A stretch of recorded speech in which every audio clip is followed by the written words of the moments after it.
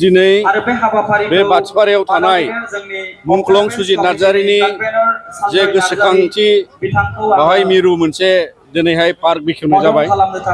आरो बे दिनैनि 39थि मुंख्लं सान बड'लेण्ड मुंख्लं सान फालिनायाव बिनि जे गाहाय दरखं बेखेवनाय आरो जोङो मुंख्लं सुजित नार्जारिनि मुसुखा बेखेवनाय लोगोसे मिरु दुलाराय बर' फरायसा आफादनि जोङो बेवहाय फिरफिला बिरखांबाय। दा बिनिखायनो नोंथांमोननि गेजेरजों जोङो फोरमायनो हास्थायो जे बड'लेण्ड मुंख्लं साना आरो बड'लेण्डनि गिबि मुंख्लं सुजित नार्जारिखौ मिरु खालामनानै गासै मुंख्लं जाय बिथांमोना बर' हारिनि थाखाय जिउ बावलांबाय,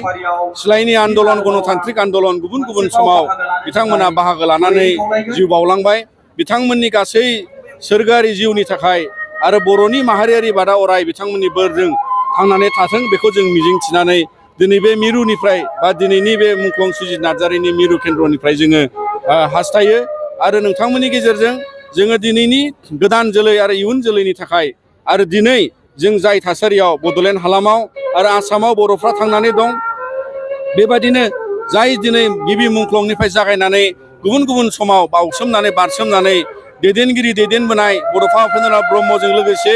आरो गुबुन गुबुन समाव मुंख्लं जालांनाय मुंख्लं सुजितजों लोगोसे बिथांमोनखौ जोङो दिनै मान होयो। बिथांमोना जोंनि दिनैनि थासारियाव बेबादि मोनसे गोजोन थासारि लाबोदों, जाय समाव जोङो जोंनि राजखान्थियारि अधिकार एबा रांखान्थियारि अधिकार आरो गुबुन गुबुन समाजारि बिथिंजों नोजोर बोनानै हारि दावगानायाव दिनै जोंनि दानि गोदान जोलैजों लोगोसे इयुन जोलैफ्रा सांग्राङै दावगालांनांगौनि, जांख्रिथायारि गोसोखौ लानानै दावगालांनांगौनि मोनसे मोन्दांथिखौ लानानै अराय जों गोसोआव लानांगोन जे जोंनि बे गासै जाफुंसारनायखौ लानानै जोङो अराय हास्थायगोन आरो उननि समाव जे जोङो मोनथ'यै आलादा रायजो बड'लेण्डनि खोथा